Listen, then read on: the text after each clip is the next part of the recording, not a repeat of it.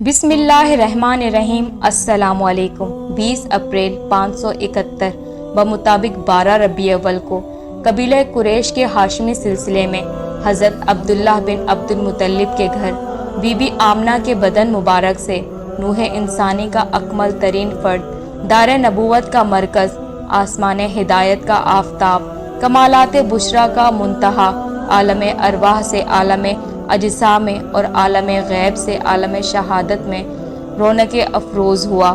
کتنا مبارک تھا وہ دن، اور کیسا بھرپور تھا رحمتوں اور سعادتوں سے وہ وقت جب خالق کائنات نے زمین و آسمان اور اس میں رہنے والی مخلوقات کی انتظار کی گھڑیاں ختم کر کے ان کے مقصود و مراد کو ان کے سامنے لا رکھا، ان کی منتظر آنکھوں کو سکون اور مضطرب دلوں کو قرار نصیب فرمایا کہ حضرت محمد مصطفیٰ صلی اللہ علیہ وآلہ وسلم دنیا میں تشریف لائے۔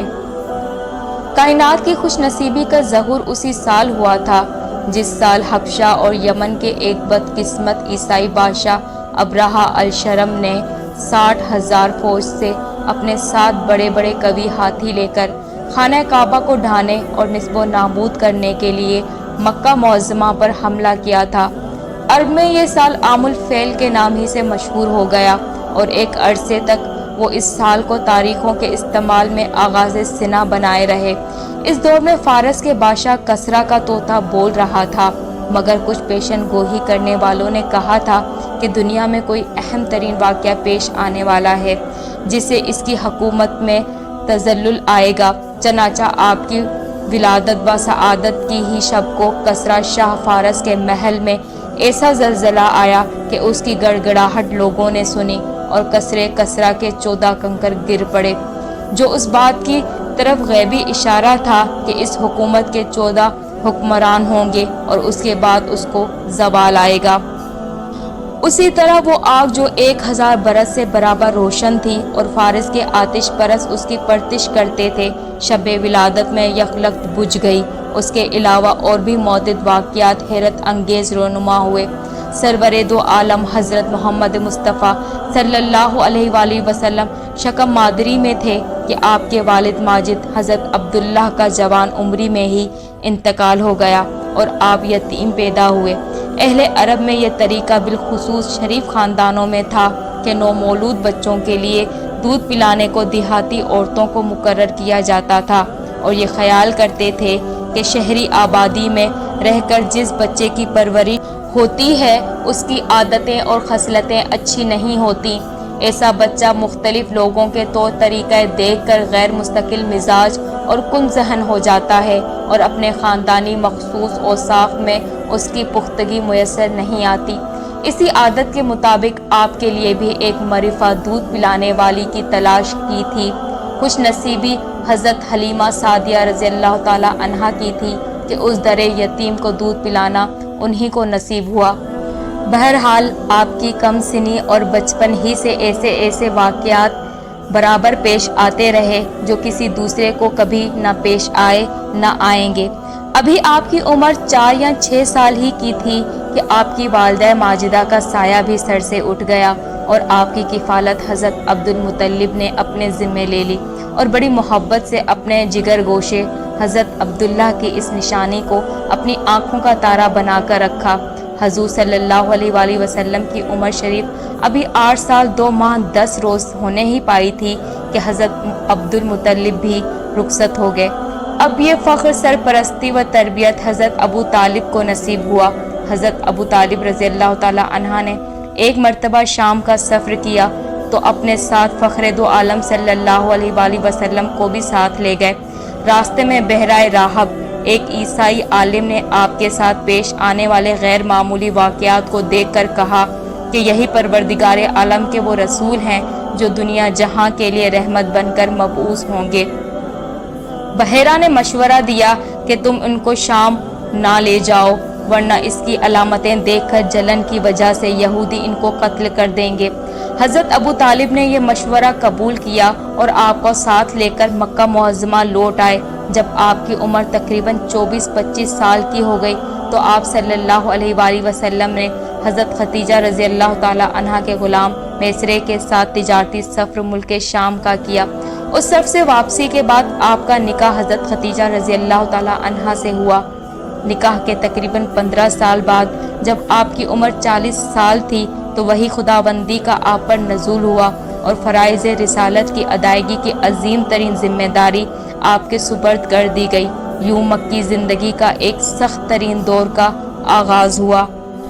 नबूवत मिलने के बाद कुफ़ार मक्का ने तकलीफ़ें पहुँचाने की जो तदबीरें, मक्कारियाँ, मज़ालिम और ज़्यादतियाँ उनके बस में थीं, सभी कल गुज़रने के साथ साथ तरह तरह के लालच भी दिए, मगर कोई मकसद बराबरी में कामयाब ना हो सका।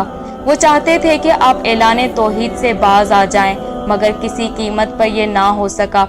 आखिरकार कुफ़ार उन कुरैश ने आपका मुकम्मल तौर पर एक बाहिमे हलफनामे के ज़रिए बायकाट कर दिया और आपको शहर बदर करके पहाड़ की एक घाटी में महसूर कर दिया, जहां कुछ कम 3 साल के अरसे तक मुहासरे में रहे, जिसे शोएब अबी तालिब कहा जाता है। और बिल आखिर एक मौजज़े के नतीजे में कुरैश का वो मुज़ालमाना मुआहिदा ख़त्म हुआ। इस मुहासरे के वक्त आपकी उम्र 49 साल की थी।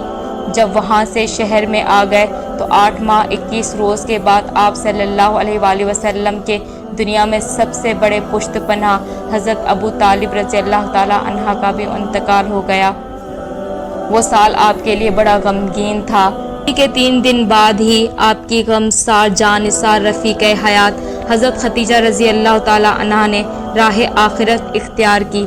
आपकी हयात तय्यबा में ये साल गमों का पहाड़ बनकर आया, इसीलिए ये साल आलमुल हज़न कहलाया गया। इसके बाद आपकी वक्तों और परेशानियों में बेपनाह इजाफा हो गया, मगर पामरवी से आप हालात का मुकाबला करते रहे और कुछ अरसे बाद जब आपकी उम्र शरीफ 51 साल 9 माह की हुई तो आपको मेराज नसीब हुई और तकरीबन 2 साल बाद आपको हिजरत का हुक्म दिया। चनाचा 8 रबी अव्वल को आपने मक्का मुअज़्ज़मा से मदीने तय्यबा के लिए बाहुक्म खुदाबंदी हिजरत फरमाई।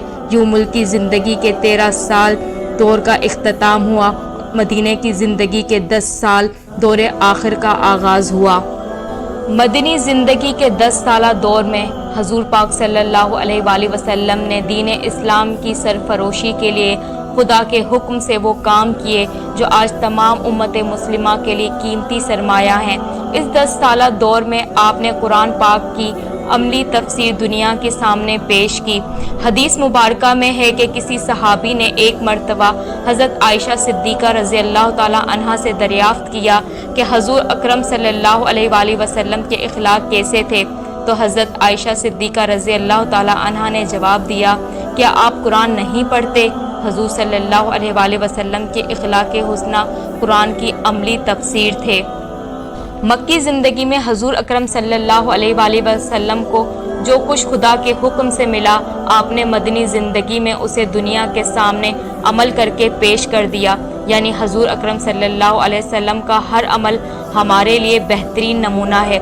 जो कुछ कुरान मजीद में है वही कुछ हजूर की हयात मुबारका में हमें मिल जाता है। ज़िंदगी का बड़े से बड़ा मसला हो या रोज़मर्रा की ज़िंदगी मामूली मसाइल का सामना, हमें हजूर की सीरत तय्यबा से सब कुछ बआसानी मिल जाता है। हम ये कह सकते हैं कि हजूर की मदनी ज़िंदगी के 10 साल ही नहीं बल्कि आपकी 63 साला ज़िंदगी तमाम उम्मत मुस्लिमा के लिए राह निजात है। हमारे प्यारे रसूल हज़रत मोहम्मद मुस्तफ़ा सल्लल्लाहु अलैहि वसल्लम की ज़ात तमाम खूबियों का मजमुआ थी। आप हमेशा बड़ों का एहतराम करते, छोटों पर शफ़क़त फरमाते, ख़वातीन का एहतराम करते और हर एक से हुस्न इखलाक से पेश आते। आपकी सदाकत और अमानत के मक्के के सब लोग मानते थे, इसलिए आपको सादिक और अमीन के नाम से पुकारते थे और लोग अपनी अमानतें भी आपके पास रखा करते थे। ऐलान नबूवत से कुछ मुद्दत पहले की बात है कि कुरैश मक्का ने खाने काबा की असरे नौ तामीर का इरादा किया। इस तामीर में शरीक होना हर शख्स के लिए सआदत का बाइस समझाना था, लिहाजा कबाइल ने इसकी तामीर पर बढ़ चढ़ कर हिस्सा लिया, हत्ता के हजरे अस्वद को उठाकर उसके मकाम पर नस्ब करने का मरहला आन पहुंचा। हर कबीले की ये ख्वाहिश थी कि वो इस सआदत को भी हासिल करे, यहाँ तक कि नौबत लड़ाई झगड़े तक आ पहुंची। ये देखकर उनमें से कुछ अफराद ने बाहिमी सलाह मशवरे से ये तय किया کہ کل جو شخص سب سے پہلے بیت اللہ میں داخل ہوا اسے ثالث مان لیا جائے اور اس کے فیصلے کو ہر شخص تسلیم کرے۔ خدا کی قدرت کے اگلے روز سب سے پہلے نبی کریم صلی اللہ علیہ وآلہ وسلم بیت اللہ شریف میں داخل ہوئے۔ آپ کو دیکھ کر وہ لوگ بے حد خوش ہوئے اور سب نے یک زبان کہا، صادق آ گئے، امین آ گئے، ہم ان کے فیصلے پر راضی ہیں۔ حضور کریم صلی اللہ علیہ وآلہ وسلم نے حکم دیا کہ ایک چادر لائی جائے۔ چادر لائی گئی تو آپ نے اسے زمین پر پھیلا دیا اور حجر اسود کو اپنے ہاتھوں سے اٹھا کر اس پر رکھ دیا۔ پھر حکم دیا کہ ہر قبیلے کا سردار چادر کا کنارہ پکڑ کر اٹھائے۔ سب نے مل کر ایسا ہی کیا۔ پھر آپ صلی اللہ علیہ وآلہ وسلم نے حجر اسود کو اپنے دست مبارک سے اٹھا کر اس کے مقام پر نبض فرمایا۔ اس طرح تمام قبائل اس شہادت میں شریک ہو گئے۔ اللہ تعالی ہمیں سنت رسول پر چلنے اور اس پہ عمل کرنے کی توفیق عطا فرمائے، آمین۔